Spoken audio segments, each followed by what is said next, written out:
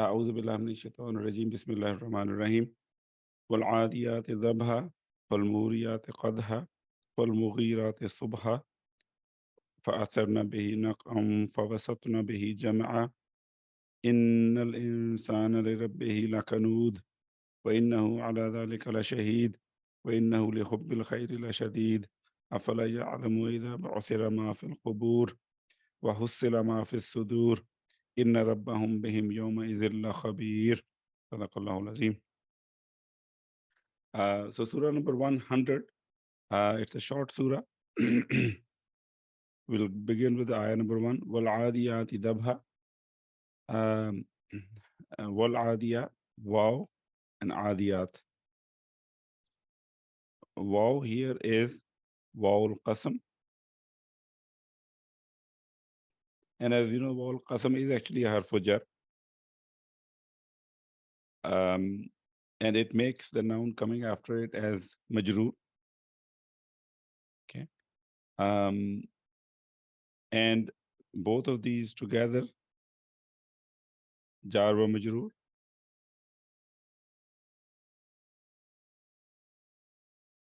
they are muta'alliq بفعل محذوف.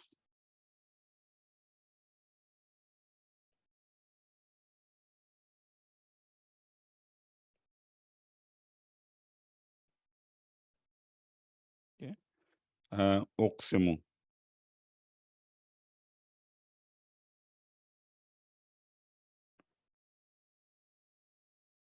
أقسم. And then actually أقسم يقسم comes with harf jar B. أقسم B. So it would be it should be understood as أقسم بالعاديات.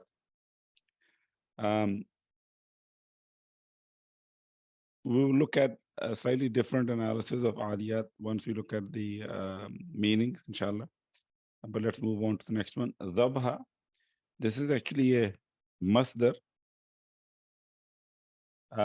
which is masdar can also come as hal, and that is what's happening here. Masdar fi mawdi' al hal.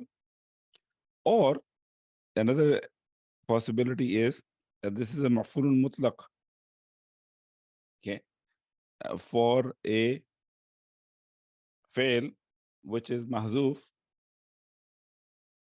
Okay, taqdiruhu, and we can estimate it based on the masdar itself. Tadbahu. Okay, wal adiyati tadbahu dhabhan. Okay. In terms of the translation,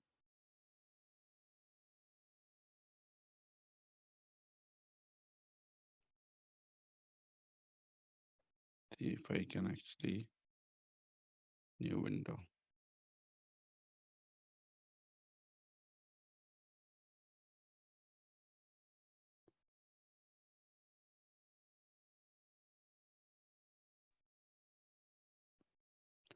Okay, so for adiyat, the root is ada, ain, dal, waw, ya'adu, adwan being the masdar, means to run, to speed, to gallop. Okay. Also with the masdar of adwan and adaan and udwanan and idwanan, it means to engage in an aggressive and hostile action. Okay. Also, the harf ala means to act unjustly or to wrong someone. We have seen this noun aduwun in the Quran means enemy or hostile.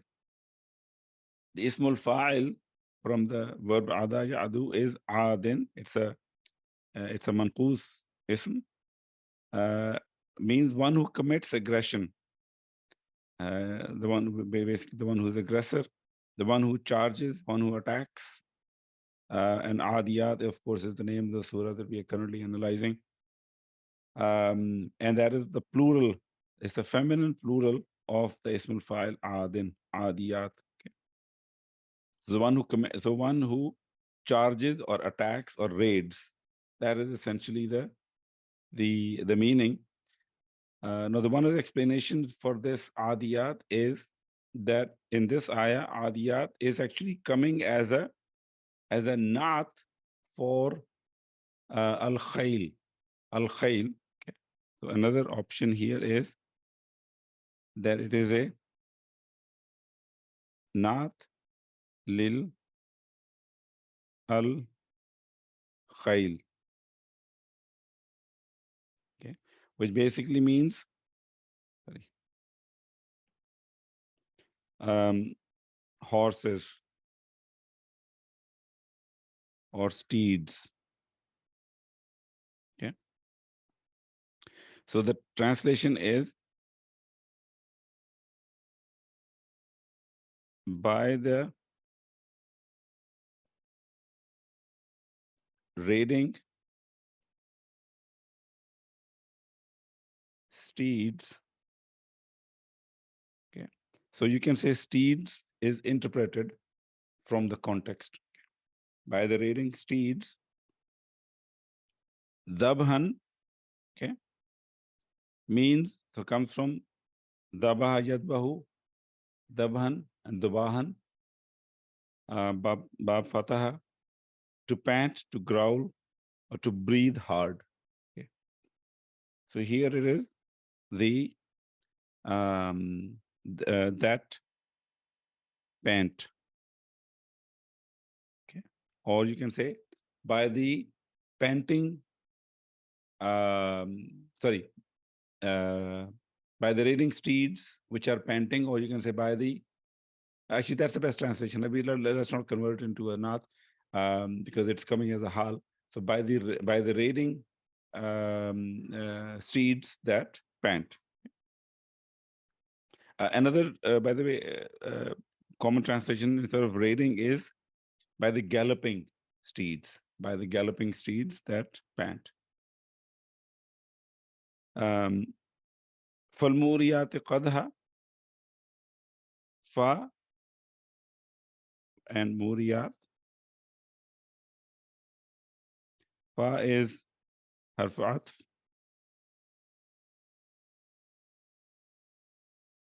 Muriyat is ma'tufun ala adiyat. Okay, so adiyat is majroor, so this is also majroor. And then qadhan, very similar analysis. Basically, this is masdar fi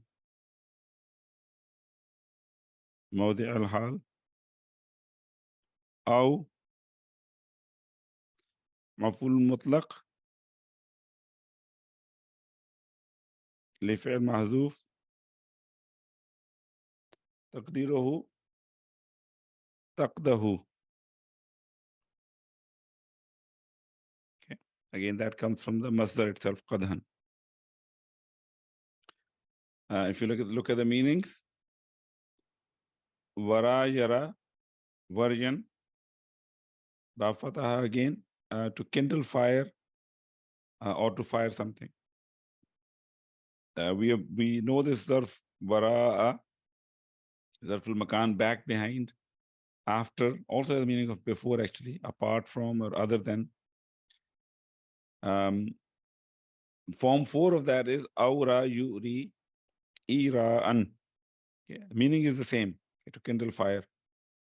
The ismul fa'il for this is murin, feminine is muriyatun, and feminine plural is muriyatun. That's the word that we are seeing, al-muriyat. The one who strikes fire, the one who strikes fire. And then qadaha yaqdahu qadhan. Okay. It is actually a synonym of aura yuri, also means to strike fire or sparkling or sparking, to create sparking. Okay. So falmuriyati, and the one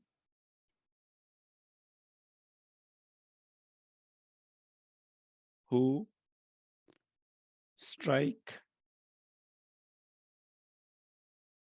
fire qadha, sparking,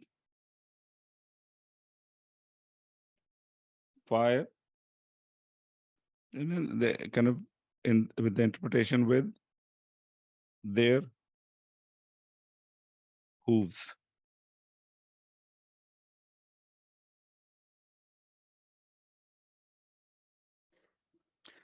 One other explanation that is, by the way, given for this is qadha is actually still maf'ul mutlaq, but not with a mahzoof fail, but rather qadha being a synonym, okay, of the masdar from mu'riyat, which is ira'an, okay, because they have the same meaning. So qadha can still be maf'ul mutlaq without justifying the need for an omitted verb here.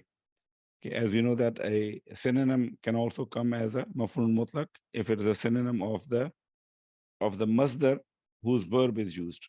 Okay, which in this case is true. Any questions so far before I move on, inshallah?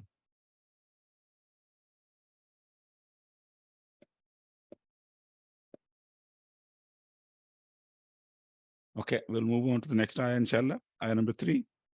فَالْمُغِيرَاتِ subha. Okay. So fa and al-mughirat. Fa is again harf. Al-mughirat again ma'tufun ala al-adiyat. Subha is zarf zaman. It's mansoob, as we can see. Okay.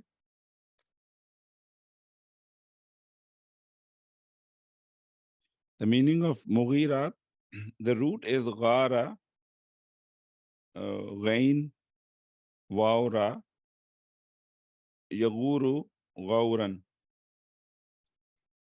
bab nasara, to come into a hollow place or to penetrate deeply. The form 4 is agara yugiru igaratan, to make a predatory incursion. With the harfujar ala, it means to raid, to attack.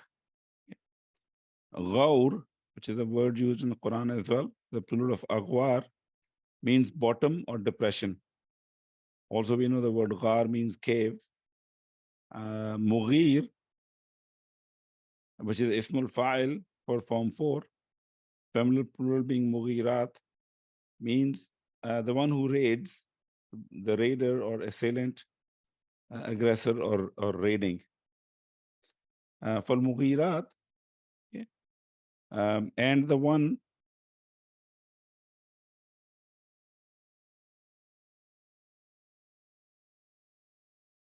who raid, subha, okay, I think I have the notes for, yeah, subha, sabaha, yasbahu, sabhan, bab fataha, to give out a morning draught of milk or wine, also means to reach morning time, okay, or in other to be in the morning. Asbaha yusbihu isbahan, very commonly used verb in the Quran, to enter the morning time or to be. Subh means morning or dawn. Okay. So in the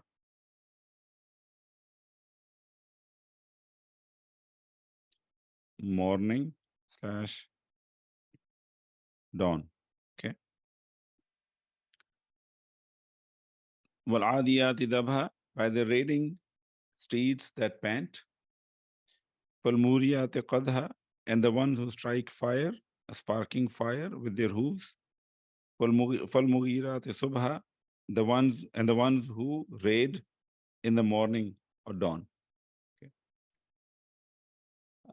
Please go ahead, Brother Said. Is the root for Mugirat Ghain Ya Ra or Ghain Waw Ra? You mentioned Ghain Waw Ra, but I see in Bayan Quran says Ghain Ya Ra. I have seen where I consulted, it was Ghain Waw Ra. Of course, in Form 4, because of the pattern of Form 4 became being Af'ala Yuf'ilu, becomes Aghara Yughiru. But the form that I got was Ghain Waw Ra. I can double check again, but that's what I have so far.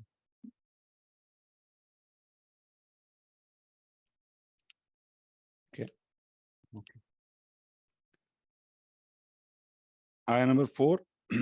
فَأَثَرْنَ بِهِ نَقْعًا.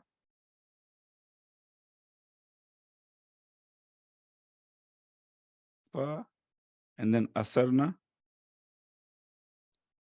Fa is again harf atf.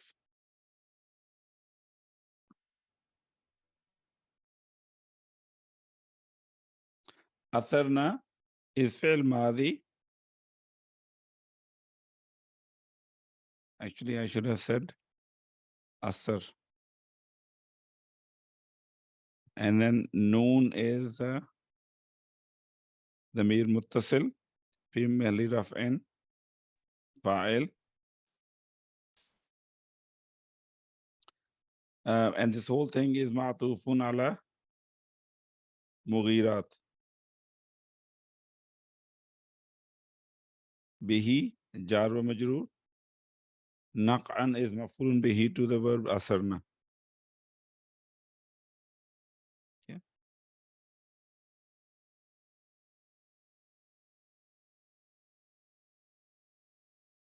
Because I that it is Ghain Ya Ra. I just checked it. Okay, which dictionary did you check? I looked for Rahman, and it actually is quoting that ayah also for Mugirat Subhan.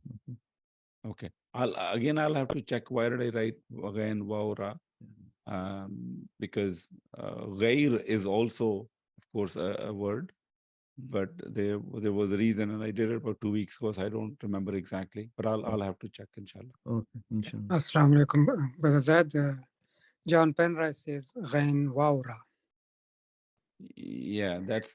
I think there may be a difference of opinion by dictionary. Yeah. That's what I'm saying. So I normally check the Hanswehr, Brill, Land Lexicon, John Penrice, and Mufradatul Quran. Those are the ones that I normally check in my typical analysis of these words. I think I think it's Gaura is or Yusbiha Ma'uha Gauran. So that's a different word. It means nishe mein utarna, pani ka zameen mein jazab hona. True, and that is exactly what I mentioned, the meaning of the root word. The Mughirat comes from Form 4. Mughirat comes from Form 4, not from the root word.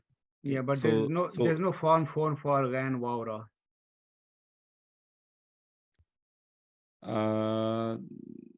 The Form 4 for Form 4 probably is the same for both Ghain Waura and Ghain Yara. You understand what I'm saying? Right. So Aghara Yughiru Igharatan would be the same whether it is Ghain Waura or Ghain Yara. Okay. Now the dictionary that I would have consulted most likely listed it under Ghain Waura. That's why I listed it as such. But as you can see, there doesn't seem to be any, what do you call it, any meaning correlation between the mujarrad and the mazid in this case. Okay. There is a structural correlation, but there is no meaning correlation between the two. The dictionary that I would have consulted most likely put it under Ghain Waura and then listed the Form 4 as Aghara Yughiru Igharatan with the ismul file being Mughirun. Okay. By the way, what is the meaning that's written for the Ghain Yara? It says kisi cheez se mukhtalif hona, kisi cheez ke ilawa hona. Yeah, so ghair. Like the and Babe Fall says किसी चीज को मुख्तलिफ करना, ताख्तो ताराश करना, गरत गरी करना. So I think in this case, Sarathi Mujarrad and Babi Fal meanings are similar in Ghain Yara. True. And what is the meaning of Bab Ifal? But yeah, but this is what Babi Fal says, किसी चीज को मुख्तलिफ करना, तख्तो ताराश करना, गरत गरी करना. Okay. And the Sarathi Mujarrad meaning is किसी चीज से मुख्तलिफ होना, किसी चीज के अलावा होना. Okay. Like Okay. a This comes from the Lutfur Rahman, you're saying. Right. But Okay. he also says And- Ghain Waura. And Okay. Ghain Waura is, like Gauri Main in Surat Mulk, and then it's also he's also Yeah, it comes in mentioning. Surah Kahf as well. We know Yeah, that. O Yusbiha Ma'uha Gauran, right? That's Yeah. in Surat Kahf. Ya ho jaye pani, iska pani mean my jazab. And Brother Javed, you also mentioned Lutfur Rahman, basically. Yes, I did. Yeah, yeah. Okay. So And there are two both things. references are One coming is from the Nasara same and- book, basically. Go ahead, brother. What are you saying? I think both references are coming from the same book. Yep. Yeah. Yes, that's right. Okay. Yeah. Okay. Well, I'll check again and see if there is anything that needs to be corrected here. Yeah, and just one addition that we also use the word taghayyur, which is also from the same source. I think it's also used in the meanings of the element of change. Change, exactly. Yeah. Yeah, correct. Yeah. Okay, inshallah. We'll look at it. So coming back to ayah number 4, فَأَثَرْنَ بِهِ نَقْعًا. So asara, ya'suru and ya'siru, asran. So there are two babs, bab nasra and bab daraba. To transmit, to pass along. One of the interesting meanings I found in the lexicon was to make an incision in the foot of the camel in order to know and trace the footprints. Okay. That was interesting. And then with the arfujar B, it means to excite, to raise. Okay. And that's essentially the meaning in this particular ayah, because we see it being used with arfujar B. And then form 4 is asara yu'thiru itharan. Okay. To prefer, to favor. So of course, that form is not used here, but just wanted to mention because it comes in places in the Quran as well. فَأَثَرْنَ بِهِ نَقْعًا,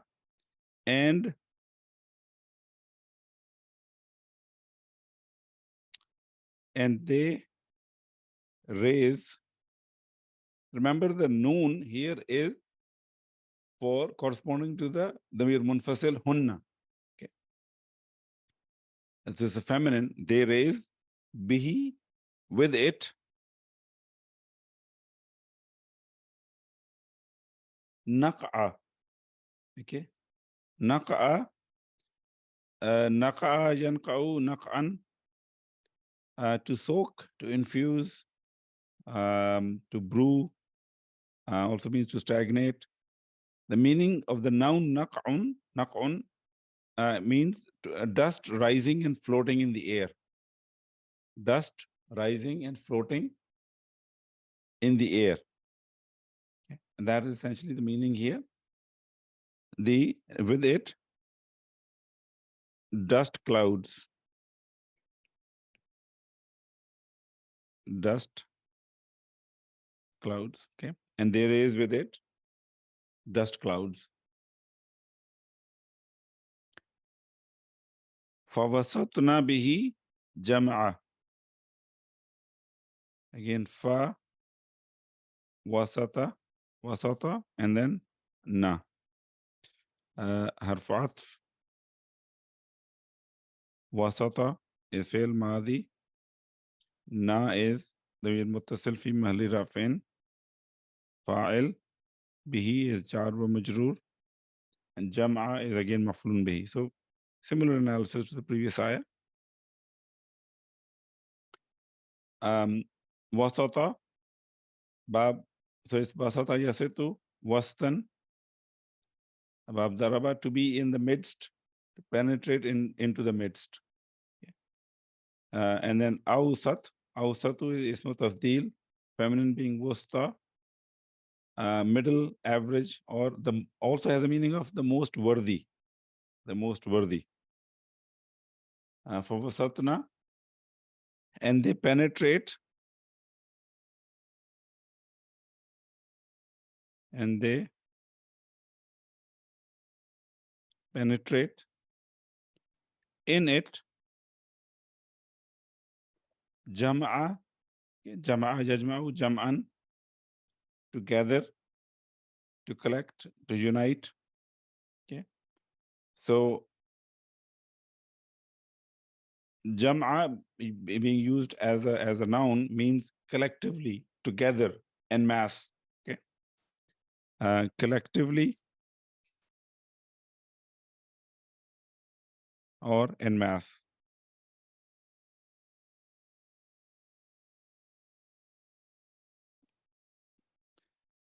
So far we have seen in the first 5 ayah, this is all basically part of the qasam. The qasam that Allah subhanahu wa ta'ala is taking the qasam on.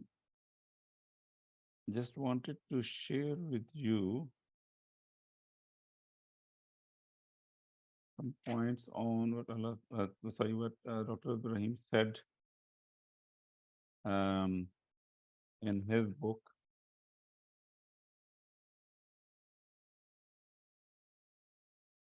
Yes, I can easily find it. So, yeah, I can't find it right now. But anyway, so something important from Allah subhanahu wa ta'ala's perspective, or something that Allah subhanahu wa ta'ala is trying to bring our attention to. And again, from an Arab perspective, Arab culture perspective, horses were important. And then horses which were trained, steeds used for riding. And in this case, not only used for riding, but used for riding into battles, okay, were important. And that the whole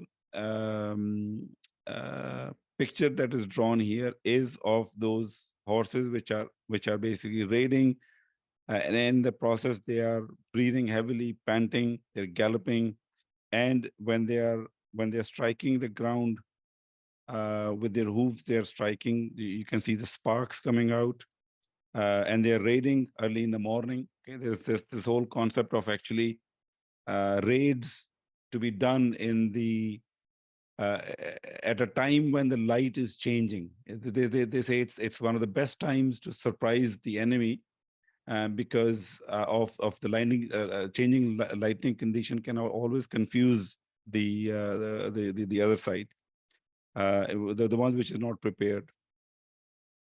And as in the process of raiding, they are raising the dust clouds. Okay, again, this whole imagery of raiding forces, and as they're raiding, they're raising the dust clouds, create this whole atmosphere of fear and power, and they are penetrating into the enemy, and they are basically going for a full force attack on them. Okay, so just, I mean, very, very powerful imagery that Allah subhanahu wa ta'ala is creating. And this is all part of the qasam. This is all part of taking oath on something. Okay, and as we know that whenever there is a qasam, there is a jawabul qasam, and the jawabul qasam requires emphasis if it is an affirmative sentence. Okay? And now what we are seeing in the jawabul qasam, which is starting with the ayah number 6, innal insana li rabbihi lakanud, we are seeing that emphasis. It's a nominal sentence. And in the case of a nominal sentence, there are 3 ways to bring emphasis. One is the use of inna. The second is the use of lamu ibtada, which is basically a lamu ta'kid. And third is the combination of both, the inna along with lamul taqid, but in this case the lamul taqid will have to be displaced from its original position, being in the which is the beginning, and it will move into the middle of the sentence, and then it is also called as lamul muzahlaqa, the displaced lam. So here inna is a harfu taqidin wa nasbin.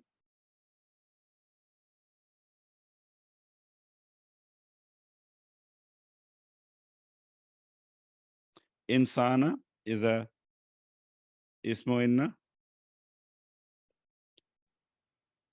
Li rabbihi, li, rabbi, and he. Here, harfujar, and I'm going to put a star here. I'll come back to it. Rabbi is ism majroor, wa huwa mudaf, and he is mudaf ilayhi. La kanud, we have lam and kanud. Lam is lamul mutahalaqa.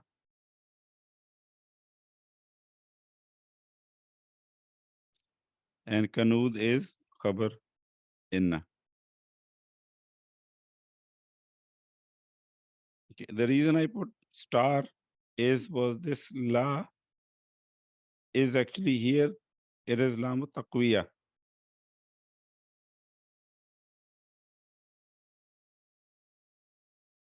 Okay.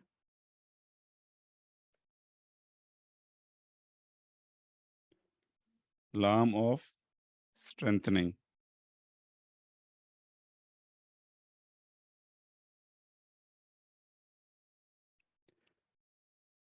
And if I may use one of Dr. Saab's book, actually, the selections from the glorious Quran, where he introduced this concept, Lam Taqwiya. It was for a different ayah, but of course the concept is the same. The Lam, let me just go so you can see what I am. Yeah. The Lam in Lil Alameen is called Lam Taqwiya, Lam of strengthening. This is prefixed to the Maf'ulun bihi if the action of the verb becomes weak. Okay, and we'll talk about that, why that happens. The action of the verb is said to be weak in the following two cases. First is the maf'ulun bihi precedes the verb. So there is a verb, but before the verb, the maf'ulun bihi comes. Okay, as in the following ayah from Surah Yusuf, ayah number 43. Ya ayyuhal mala'u aftuni fi ru'ya in kuntum lirru'ya ta'burun. Okay, so this is the part that we need to pay attention to. Lirru'ya ta'burun. So the verb came after the maf'ulun bihi ru'ya.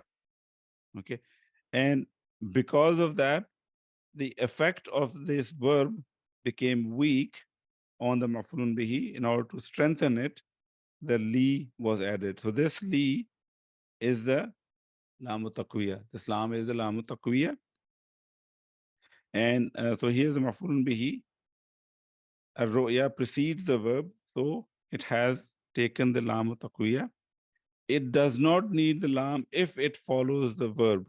So if the sentence was constructed in kuntum ta'burun ar-ru'ya, then there would not be any lam here because there is no need to strengthen the effect of verb on the maf'ulun bihi. So the first is when the maf'ulun bihi precedes the verb. And the second is if it is a maf'ulun bihi of a masdar or a derivative like the ismul fa'il or the ismul mubalagha. Okay. And then Dr. Saab gives the example of that here in the next. وَمَا اللَّهُ يُرِيدُ ظُلْمًا لِلْعَالَمِينَ. So here the maf'ulun bihi is zulman, and this is a maf'ulun bihi for the ismul fa'il alamin. Okay, alamin is the ismul fa'il, and it is making this maf'ulun bihi because it is a ismul fa'il, its effect is weakened, and in order to, what am I saying actually? No. I take it back. I should have read. The zulman is a masdar which is making alameen as a maf'ulun bihi, but because it's a masdar, it is weakened, and in order to strengthen its effect on the maf'ulun bihi, the lam is brought in here for lil alameen. Okay, so alameen is a maf'ulun bihi of the masdar zulman, it does not need the lam if the maf'ul bihi of the verb directly, as in la yuridullahu ay yazlim al alamin. So if you change the masdar with the masdar muawwal in this case, ay yazlima, then you don't need to bring in the li in alamin. Alamina will be as is. And then another example from Surah Yusuf is arsilu ma'ana ghadan yarta' wa jalab wa inna lahu lahafizun. Okay, so here the amil is hafizun, which is a ismul fa'il, and its maf'ulun bihi is the who in lahu. Okay, so here the maf'ulun bihi who has taken the lam because the amil is the ismul fa'il hafizun. So hafizun is basically becomes weak, and in order to strengthen its effect on the maf'ulun bihi, the maf'ulun bihi is preceded with the lam taqwiya in this case. And then Dr. gives the example that if you bring in the verb, then and the verb precedes the maf'ulun bihi, then you don't need the lam taqwiya. Inna nahfazuhu would be the case, and no lam taqwiya will be needed in that case. And then another example where ismul mubalagha is used, inna rabbaka fa'alul lima yurid. Fa'alul is the amil, and ma, which is ma al-mawsula, is maf'ulun bihi. But because the ismul mubalagha is used, its effect is weakened, so the lam taqwiya is needed in this case to be preceded to ma. And then Dr. also mentioned that lam taqwiya is optional in some cases. In other words, not a mandatory thing, but rather it can also be omitted. And that's, again, I would refer you to the book so you can look at those cases as well. Actually, what Dr. shows in that case is just some examples of where the lam taqwiya is not used. Okay. Now, coming back to the ayah that we are looking at is Innal insana li rabbihi lakanud. Rabbi is actually the maf'ulun bihi, supposed to be maf'ulun bihi for the but so it makes maf'ulun bihi by the word kanud. Okay, and kanud, as we will study shortly, is actually a ismul fa'il ala sigha mubalagha. Okay, it's one of the derived nouns, and by being as such, its effect is weakened, and in order to strengthen it, the harf jar li is needed. Okay, or lam taqwiya is needed in that case. Now, when you look at the analysis books, and I have consulted, but 4 of them, only one of them actually mentions Islam to be lam taqwiya. All the other 3 simply mention it's harf jar. I mean, it is harf jar, but it is coming as a lam taqwiya. That's an additional attribute of it. And the one that did mention it was Fakhruddin Kabawa. For this particular ayah, it mentioned that this is for taqwiya and tawqeed. Okay. In Dr. Sao's book, actually, he also mentioned that it's salam taqwiya. All the other analysis books that I looked at, including the Dr. Yaqut, Nur Yaqeen, Muhyiddin Darwish, they simply mention it's a jar or majroor. Okay. So it requires a little bit more of reading sometimes to understand if it is lam taqwiya or not. But given the rule that Dr. Saab mentioned, if the maf'ul bihi precedes the verb, okay, then that effect of the verb is weakened, so it needs to be strengthened.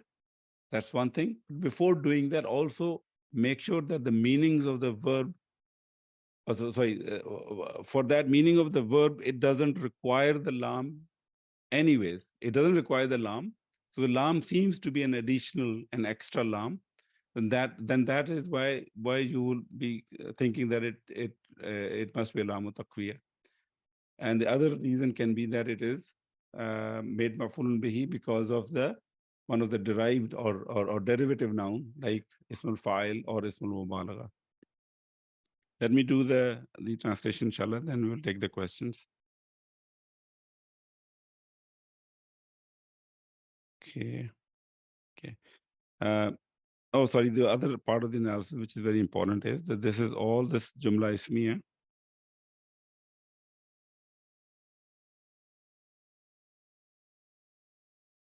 इसमें is ला महल ला मिन al-i'rab jawab al-qasam.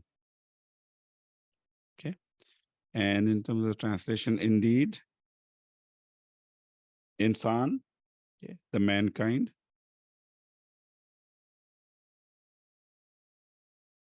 And I did mention the root for the insan.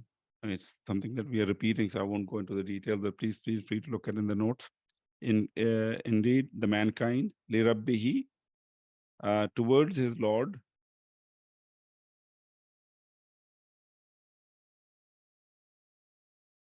lakanud. Okay, again emphasis. Kanada, yaknudu, yaknidu, the two babs, bab nasra and bab daraba, kunudan, to be ungrateful. Kanud is actually on the version of Ghafoor.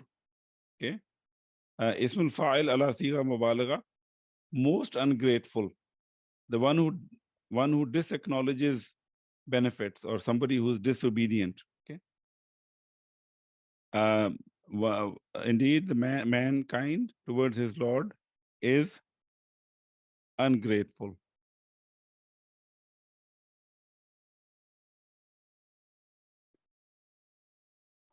Questions, Brother Junaid, please go ahead.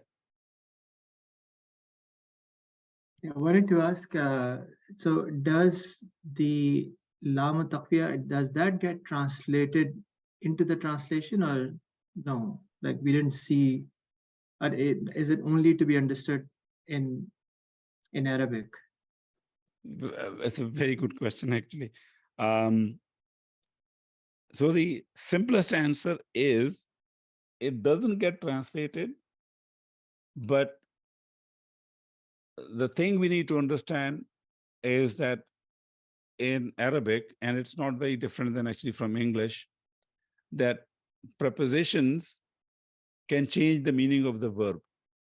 Okay, prepositions can change the meaning of the verb. For example, in English, I can say turn in, turn out, turn to, turn over.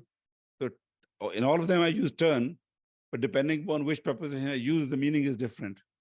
Okay, so similarly in Arabic, the meaning of the verb can change by the use of the preposition. Okay, for example, taba ila versus taba ala. Two completely different meaning. Okay, taba ila means to turn to for forgiveness, for repentance, and taba ala means to turn towards with repentance. So taba ala is a action that can only be done by Allah subhanahu wa ta'ala, and taba ila will be done by his creation, turn to God for repentance. So again, the verb, base verb is still the same, taba, but depending upon the use of the preposition, the meaning changes. So now in this particular case, the so li does not change the meaning, but the reason I'm bringing up kind of this extra story is that we should be careful in identifying the lamu taqwiya. If the verb itself requires the use of li to have that meaning, then it's not lamu taqwiya. Okay, lamu taqwiya was an additional li that was brought in while keeping the meaning of the verb, but strengthening its impact on the maf'ulun bihi. But the short answer is no, it does not change the meaning. Yeah. Yeah. Okay. All right. Thank you.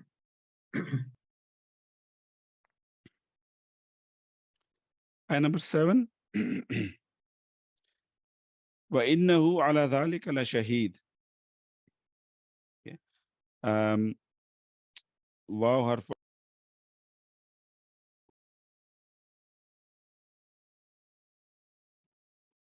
Let me just change something here.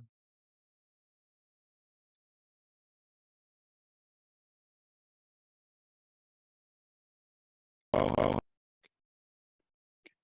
Wow is harf atf. Inna, we already done the analysis. Harf tawkidin. ونصب. And who is اسمه إن. ألا is حرف جر ذلك مبني على فتح في محل جر اسم مجرور. لا شهيد لا is لام المزحلقة.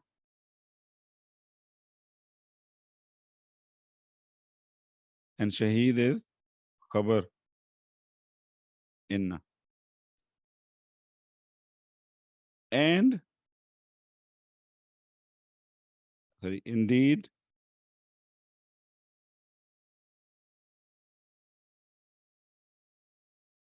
he is upon that. Now that in this case is his ungratefulness. So the Zalika basically points to his ungratefulness. La Shaheed. Okay. Shaheed, Shahida Yashhadu, Shuhudan, to witness, to be present, has other meanings as well. Shaheed is actually Ismul Fa'il Allah Zigha Mubaligha. Plural is Shohada. Witness, one who is present, also means martyr. Also has the meaning of being a judge, to judge something. So in this case, it will be witness. And indeed, he is upon that a witness. Go ahead, brother Abdul Hamid. Assalamu alaikum wa rahmatullahi. Wa alaikum assalam wa rahmatullahi wa barakatuh. Brother, you said this in the previous ayat, and لِرَبِّهِ is a mafulan bihi, but mafulan bihi of what? Kanud. Is muqaddam? Correct, exactly. Exactly. It is muqaddam, and it is, but it is, it is, so Rabbi in this case is majrurun lafzan mansubun mahlan. Okay, maybe that's what I should write down here. And this kanud is some file. What is this kanud? I wrote it down here.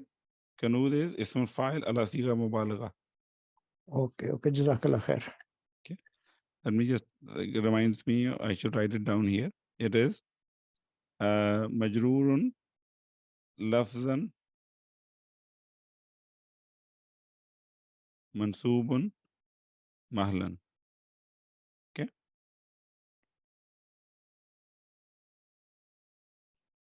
وَإِنَّهُ عَلَى ذَلِكَ لَشَهِيدٌ, and indeed he is upon that a witness. Sorry.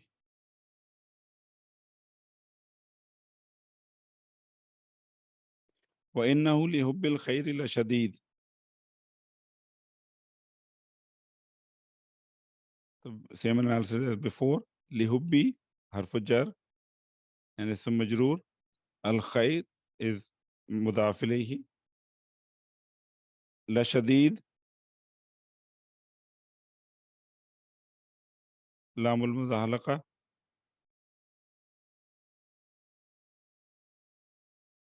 And شديد is خبر إن.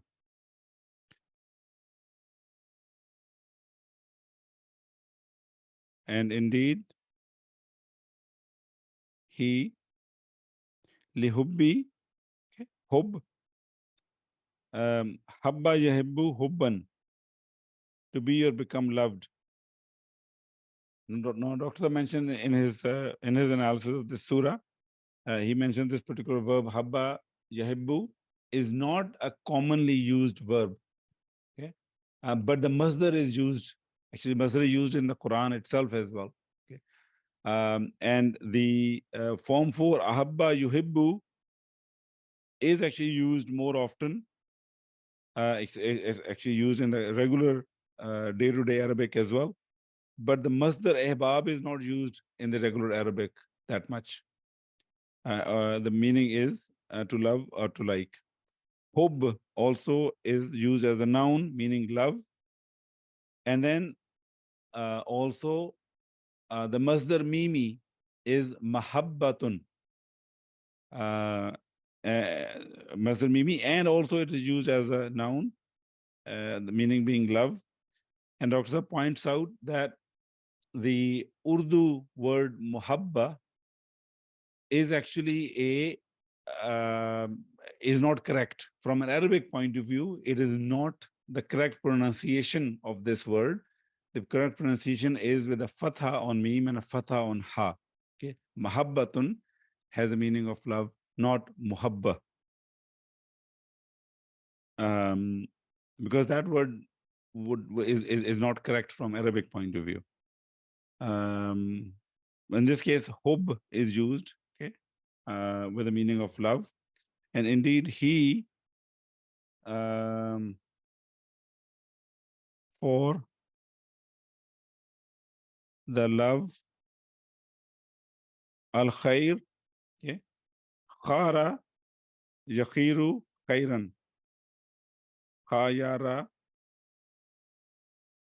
means to choose, to make one's choice. With the harfujar ala means to prefer, to be in good circumstances. Khair, the word noun khair also is used as a noun, means good, excellent, outstanding, better, best, superior. Khujur, with the plural khujur, it means blessing or wealth. Blessing or wealth. Okay. And it is also, we have seen it before, so I thought it should be mentioned here as well. It can also be used as a ismu tafdeel, with the asal being akhyaru. Okay. And in that case, the meaning is better or best. Now in this particular ayah, the best or the closest translation is wealth, wealth or possession. Okay. For the love of the wealth,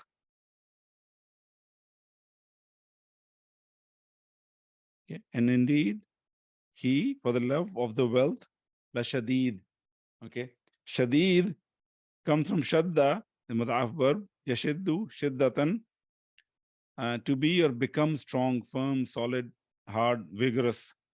Shadid is a ismul mubalagha ala sighat mubalagha. Fa'il means strong, mighty, intense, severe, hard. Okay. So here, intense. And and indeed he, for the love of the wealth, is intense, is severe, okay, very strong. Sister Shabana, please go ahead. Assalamu alaikum warahmatullah. Wa alaikum My understanding seems to be deficient regarding the previous two ayahs. Both look grammatically same to me, la kanud and la shahid. Kanud also ismul mubalagha, shahid I think on the pattern of Rahim. How do I differentiate between lamul taqwiya and muzahalagha? So the lamul, okay, let me see. I'm going to highlight the lamul muzalaqa with yellow. Ji. Okay. And I'm going to highlight lamul taqwiya with pink. Okay. So you can see that lamul taqwiya occurs in ayah number 6, innal insana li rabbihi lakanud. But the lamul taqwiya does not appear in the وَإِنَّهُ عَلَى ذَلِكَ لَشَهِيدٌ. Okay. So you are correct that both of them have a very similar structure. Both of them start with the inna. First of all, both of them are jumla ismiya. Both of them start with the inna, followed by ismul inna, insan being in the first one and hu being in the second one.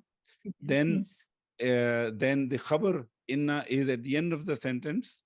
First one being kanud, preceded with lamul muzalaqa, and the second one being shaheed, preceded with lamul muzalaqa. All of that are similarities. But then in the first ayah, we have li rabbihi, okay, where we are saying that li is a lamul taqwiya because it is needed to strengthen the effect of the amil, which is kanud, on its on the maf'ulun bihi, which is rab. Okay. In the second case, shaheed does not have a maf'ulun bihi. Shaheed does not have a maf'ulun bihi. Rather it is ala zalika is just coming as the jar majroor. So ala zalika will be jar majroor muta'alliq shaheed. Yes. Correct. So in the second case, there is no lamu taqwiya. And the other thing that Dr. Saab did also mention, by the way, when he explained lamu taqwiya, is that it is not always needed. It is not always required. It is not must to have in the conditions where he mentioned it can come. Yes. Okay. Jazakallah khair. بسم الله الرحمن الرحيم الحمد لله رب العالمين والصلاة والسلام على أشرف الأنبياء والمرسلين نبينا محمد وآله وصحبه أجمعين رب اشرح لي صدري ويسر لي أمري واحلل عقدة من لساني يفقهوا قولي ربنا زدنا علما أجمعين اللهم انفعنا بما علمتنا وعلمنا ما ينفعنا. Assalamu alaikum and sisters. We are analyzing Surat-al-Aadiyat. We finished the analysis of first 8 ayat last time. Before I proceed on, there was one question that came up about the root for the word mughirat. Mughirat, let me just quickly highlight it here. This comes in ayah number 3. Fal mughirati subha. Fal mughirati subha. So the question came up whether it is of course we know, I think the agreement is that this is a form 4, agara yughiru igharatan, and but the question was is it the root is gaur, ga, ghain, waw, ra, or is it ghain, ya, ra? Okay. So I looked it up, and I think the reference that was shared by Saeed and Brother Javed was actually Lutf ar-Rahman. I went back and checked the sources that I normally consult: Hanswehr, Lane's Lexicon, Brill, and the John Penrice. 3 of them actually all had listed this as Ra, Waw, Ra. And then within that, the form 4 is listed as Agara Yugiru Igaratan with a meaning which is given here. And then Mughir is the Ismul Fa'il, and Mughirat is a feminine plural with the meaning of the one who does the aggressive raids, or the one who's the assailant. They also have the Gha Jara as a separate root. The form 4 for that is listed as a different meaning altogether. Okay. For example, Hanswehr defines the form 4, which comes from Gha Jara, as to make jealous. Okay, to make someone jealous. And the Lane's Lexicon, actually, he has in Reform 4, he says, Agara ahlahu, he made his wife jealous. Okay. And then he explains it by saying he married another in addition to his wife, so she became jealous. Gharat. Okay. So the form 4, which is listed by these 2 dictionaries, is given a different meaning altogether, not related to the use of the word mughir, which in this case. Then I also looked at Lutf ar-Rahman, and I noticed that they actually made a fairly significant typo actually in when they use the word mughirat. They put it under the Ismul Fa'il Mughayyirun, which is actually not the Ismul Fa'il of Bab If'al. That's the Ismul Fa'il for the Bab Taf'il, okay, form 2. Now that maybe is a typo. So I think I would stick with the Gha, Waw, Ra as the root, given the multiple references for that.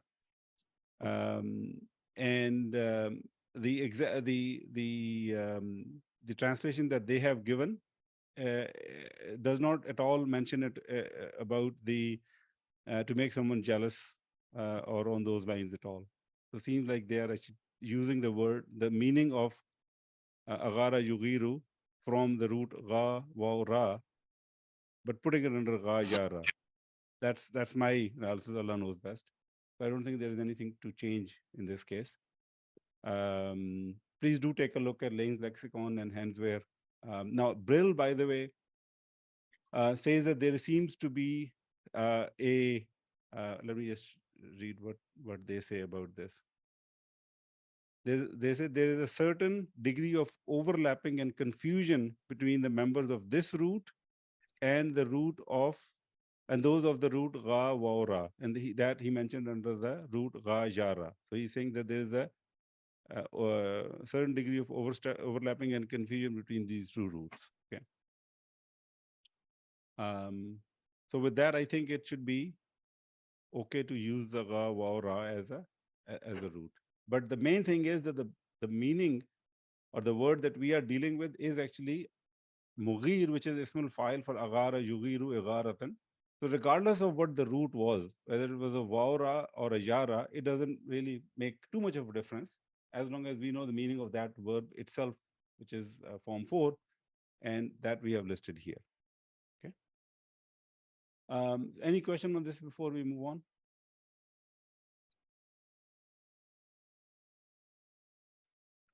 Okay, so we will move on, inshallah. Ayah number 9. أفلا يعلم إذا بعثر ما في القبور.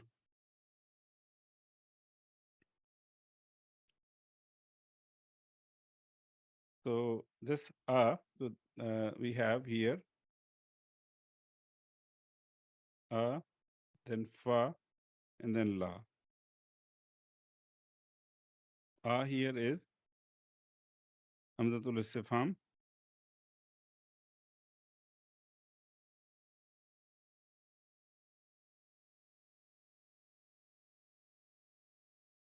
Fa is harfu atf, and la is for nafiya.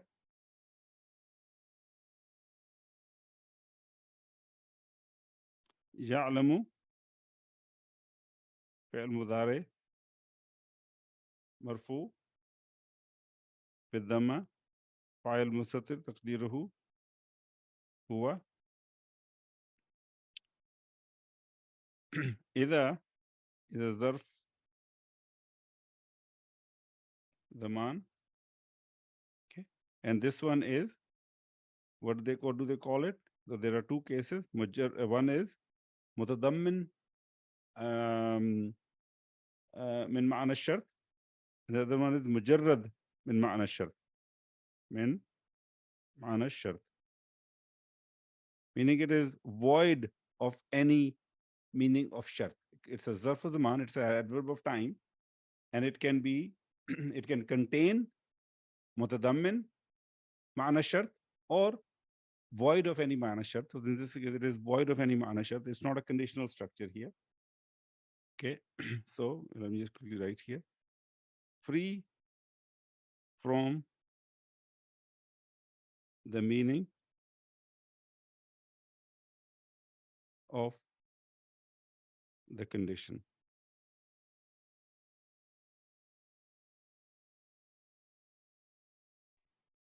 And then bu'thira, this is fi'l madi mabni ala fatha, and it is mabni lil majhul. Okay.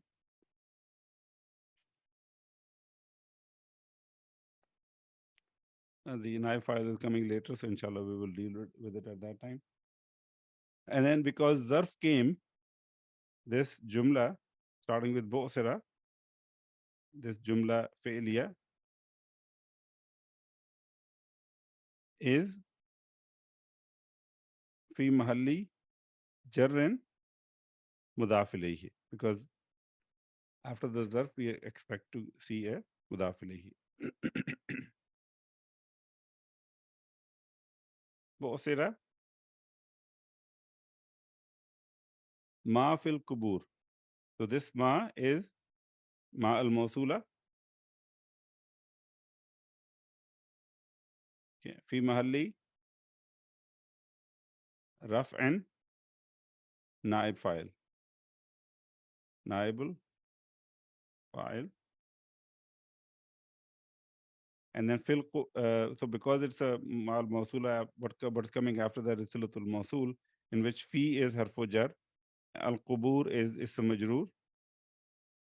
Okay, and those are basically la mahalla laha min al i'rab, silatul mawsul. Okay. Of course, you can also say the jar majroor is muta'alliq بفعل محذوف تقديره استقر.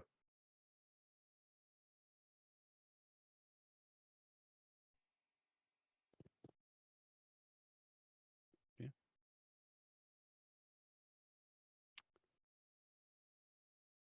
And that the damir mustatir within that fi'l mahzuf istaqarra would be the a'id going back to the ma'al mawsula. Let's look at the meanings, inshallah.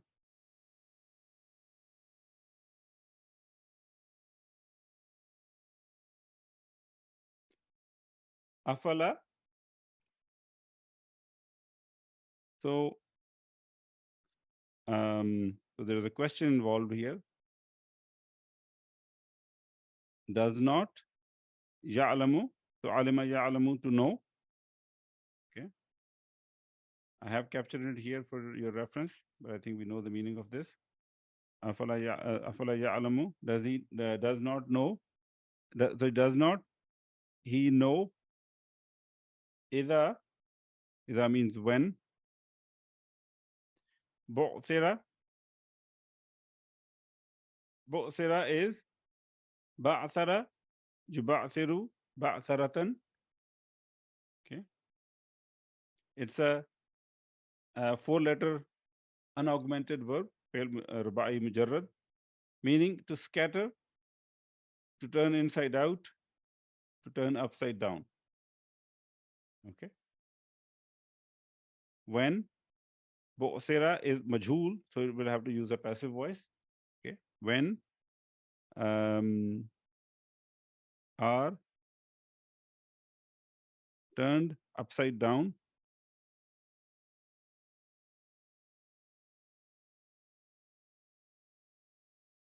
Okay. What will be turned upside down? Ma fil kubur. Okay. That which fi in kubur. So qabara yakbiru. Yakbur or also yakburu and qabran makbaratan. In Surat-al-Aadiyat we saw maqabir. Okay. Al-hakum at-takathur hatta zurtumul maqabir, which basically means graveyard, cemetery or burial. And then qubur is a plural of qabr, which means the grave or tomb, which is that which is in the graves. Okay.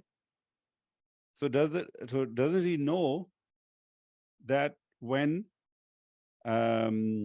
that which is in the graves will be turned upside down? Okay, will come out essentially. Next ayah number 10. Wahussila ma fi sudur. Okay. Harfu atf. Hussila fi'l madi. This is also mabni ala majhul.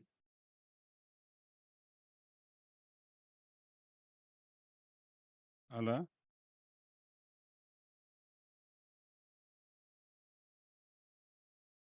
majhul. And ma is same analysis actually as previous, al-mawsula. Okay. في محل رفع نائب فاعل, and then fi is harf jar, and as-sudur is ism majroor, and together this is silatul mawsul. Okay.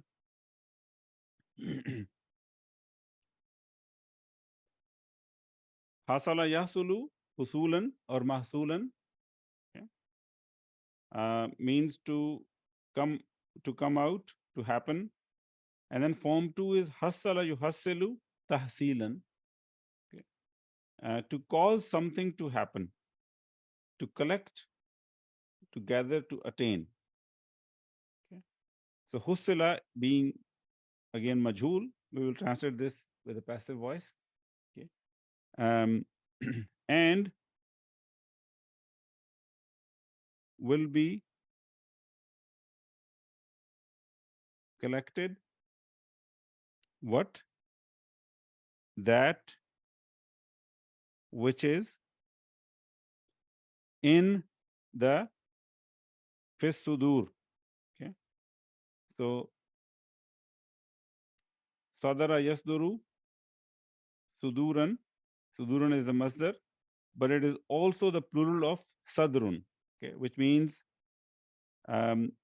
chest, heart, mind, thought, also means front part or leader.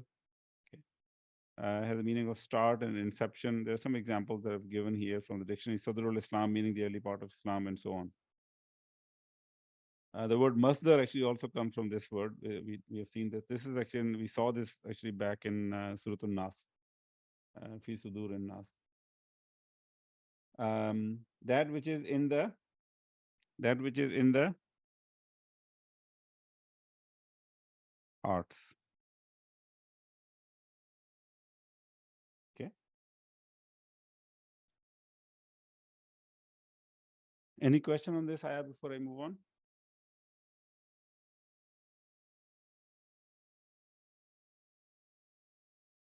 Okay, we'll move on, inshallah.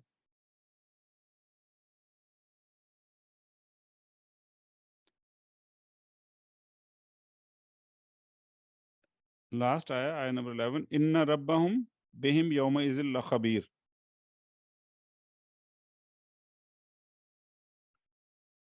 Inna, we know is harfu tawqidin wa nasbin.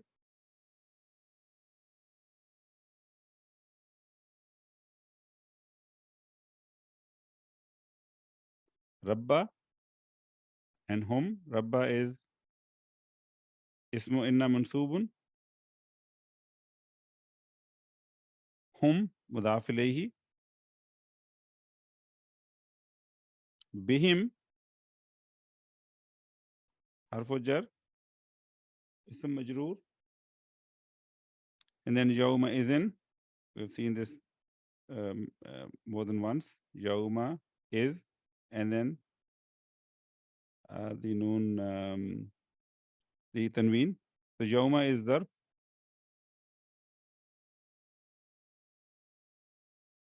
Zarf zaman actually. Is, in this case, is mudaf ilayhi, coming after zarf zaman. And then the tanween is for lil-ibd an jumla mahzufa.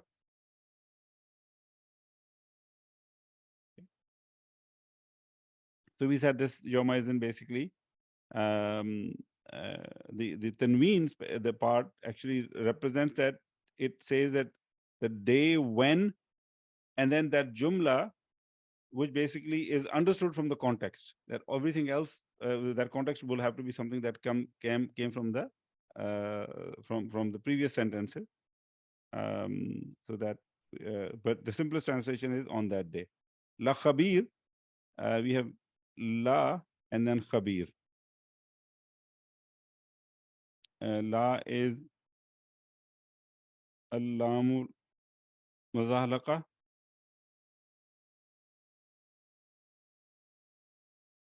The skating lam, and khabir is khabar inna.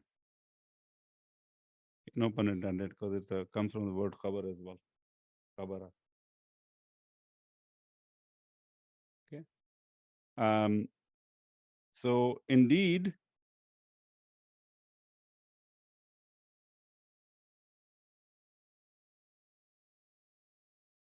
their Lord,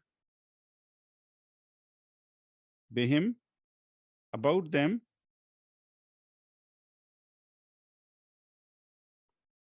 Yawma izin, on that day. Okay. Khabir comes from, so there are different actually spellings. Khabara yakhburu or khabara yakhburu, also khabira yakhbaru. Okay. So bab karma, bab nasara, as well as bab samia. Okay. The meaning is to know something thoroughly. Okay. That the dictionaries actually point that out. The meaning of khabara is to know something, basically to know something quite in detail from the internal, to know the internal state of something. Okay. And when you know the internal state of something, you know that thing very well, essentially. And the word khabar, with the plural of akhbar, something that we use all the time, piece of information, intelligence, news. Okay. And of course, the grammatical meaning of khabar is predicate. And then khabir is a ismul fa'il ala sigha mubalagha, the one who knows well. And then al-khabir is an epithet of Allah subhanahu wa ta'ala, all knowing, all aware. Okay. So here that is essentially what the meaning is. On that day is all knowing. Actually, it's not al-khabir, so I'll have to use is fully knowledgeable. Okay.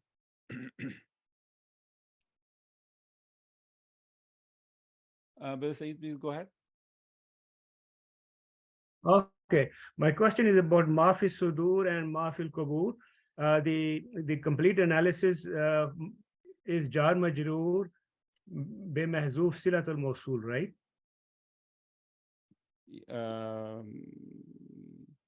I think you have mixed kind of two things together.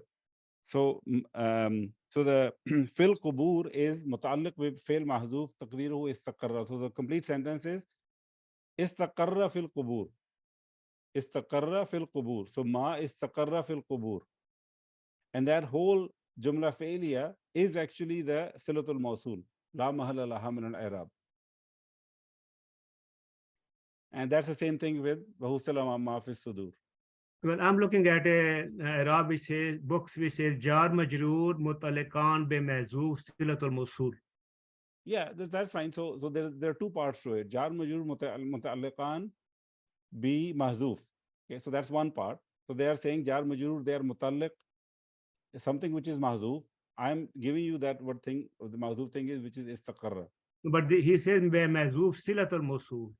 And so that is the next part. That is the next part. This whole thing is silatul mawsul. Which is Mahzoof or not Mahzoof? Okay, let me write it here, brother. So ma fil qubur. Okay, you with me? Yes, I am. Okay. So something. So this is al mawsul. Right. Okay. So whenever something is mawsul, what do we expect after that? Silatul Mawsul. Silatul mawsul. Okay, good. So this whole thing is silatul mawsul. Okay. So silatul mawsul is not mahzuf. Okay. Something in the silatul mawzuf is mahzuf, but the whole silatul mawsul is not mahzuf. Okay. Okay. So then we say fi is harfu jar and qubur is ism majrur. Right. Then we say these two, as typically we say the jar majroor, not always, but typically they are muta'alliq something. Right. Okay, so they are, we say they are muta'alliq bi fi'l mahzuf. Okay, taqdiruhu istaqarra. Okay. No, the fail is there. Bosira is the fail. Is the No. That is the fail for the outer sentence. That's the Okay. fail for the outer sentence, Right. in which the Maul Mausula is playing the role of naib file. Okay. Right. We are talking about the sentence which makes up the Silatul Mausul. So Right. in that sentence, and I'm going to use slightly different color, istaqarra is mahzuf. If you bring istaqarra into the sentence, it would have been ma istaqarra fil qubur. And that whole sentence, istaqarra fil qubur, has the status of Silatul Mausul because it is coming after ma. Okay. Okay. So what they are telling you is a kind of a abbreviated version of what I just explained. They are saying fil qubur jarun wa majrurun muta'alliqan bi mahzuf. Okay. And then they say Silatul Mausul. So it doesn't mean Silatul Mausul is mazuf. No, it doesn't mean that. Oh. It doesn't mean that. That's very confusing, because whenever I see this jar majroor, khabar and naat and mausul and naib file, they write together as if they are talking about that these things are mazuf. Yeah, no. Silatul Mausul is not mahzuf. So in the actual ayah, part of the Silatul Mausul is there. Part of it is there, which is fil qubur is there. Okay. Right. But the part which is not there is the fail, istaqarra. Okay. And yeah, but they should write just the way you written. They should have write like this. They mazuf fail istaqarra. They should have written like that, but they don't write that way. They say mutalikan be mazuf silatul mausul. Yeah, but Brother Sayyida, we have talked about quite a number of times. The languages are not mathematical equations. The languages have their own way of expressing the concept, and quite often the language is, one of the purposes of the language is to make the communication efficient, easy. Okay. Easy for the person who is saying and easy for the person who's listening or reading. So we don't like, I always use this example. Ar-rajulu fil bayti. From a grammatical point of view, it is not a complete sentence. Grammatically, it should have been ar-rajulu istaqarra fil bayti. But how often do we, even in English, we say that the man is present in the house. We always say the man is in the house. Okay. The man is in the house. In the house is actually related to a verb which is istaqarra. But we don't say that all the time. Okay. We don't say that. So in the actual sentence itself, it's not said.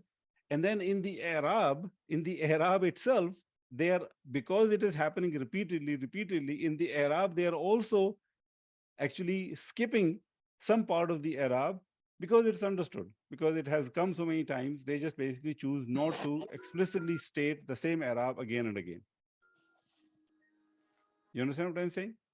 So in this case, ar-rajulu fi baytin, we will say jar majroor be mazuf fail istaqarra. jar majroor muta'alliq bi fi'l mahzuf taqdiruhu istaqarra. And then khabar. Khabar will be your jumla fi'liya fi mahalli raf'in khabar. This is very, very confusing. There's nothing new. No, it's not. It's not nothing new, but I think we need, I need to spend a lot of time on this to understand, but I am trying to make up, you know, from different accounts, but I'm still not able to connect these dots. Yeah, because the thing is, the whatever we are studying, this has been there for the longest time. We are just seeing slightly different, I mean, different incarnations of it. Different Arab dictionaries give different levels of detail, and maybe that's why Dr. Saab actually does not go into too much detail about this, because if you do study all of that, you master the analysis of Arab of all these constructs, the incremental knowledge that you would have gained to understand the basic knowledge of Quran is very, very little. That's why it's not too significant or too important to have to go into that detail. Even if you don't understand it, as long as you understand that fil qubur, you understand the meaning, that it is what the meaning is, also that it's a jar majroor. And jar majroor is typically, not always, typically muta'alliq something. And the muta'alliq is typically istaqarra or mawjoodun or something. That really pretty much covers 80% of what you need to understand about this. So if you apply the 80-20 rule, you would have covered it. And then different Arab dictionaries would describe this situation differently. So are we saying that the naat and khabar and those hal, they are not mazuf? Only the fail involved. So, but the says you're taking one scenario and then you're trying to get me to make a universal statement, and you're not going to get that out of me. So we are only talking about a specific case here. So let's stick to that, inshallah.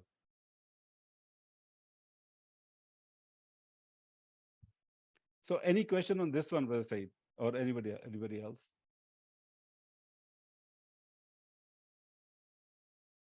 Okay. So let me see if there is anything else in this surah. Otherwise, I think we probably have finished it. I will upload these notes to our share space, and also, inshallah, we'll work on the video to make it available. So just very quickly, I'll just recite the whole surah and the meanings just for our revision. أعوذ بالله من الشيطان الرجيم بسم الله الرحمن الرحيم والعاديات ضبحا فالموريات قدحا فالمغيرات صبحا.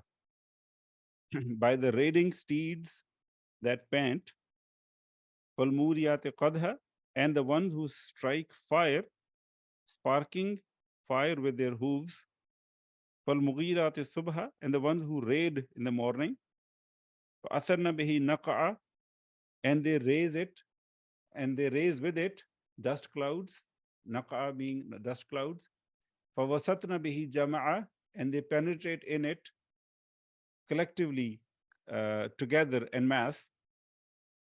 So that is the qasam, and then the jawab qasam starts, إِنَّ الْإِنسَانَ لِرَبِّهِ لَكَنُودٍ. Indeed, the mankind towards his Lord is ungrateful. وَإِنَّهُ عَلَى ذَلِكَ لَشَهِيدٌ, and indeed he is upon that a witness.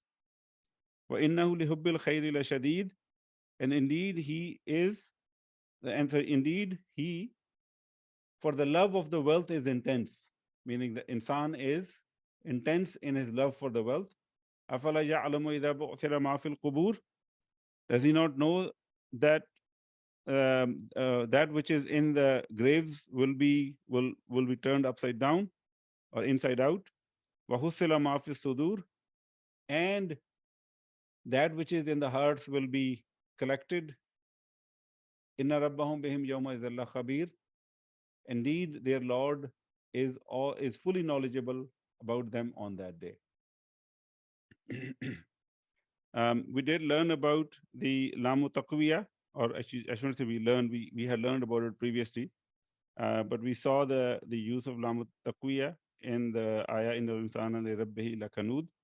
The lam in li rabbihi is actually lamu taqwiya because it strengthens the effect of kanud, which is a ismul fa'il, on its object, which is Rabbi. Okay. So Rabb actually becomes majroor, but because it's maf'ulun bihi, mahlan, it is mansoob. So we saw that, and I had pointed towards the selections from the glorious Quran, where Dr. Sahib actually explains the Lamu Taqwiyah. So please do take a look at that, inshallah.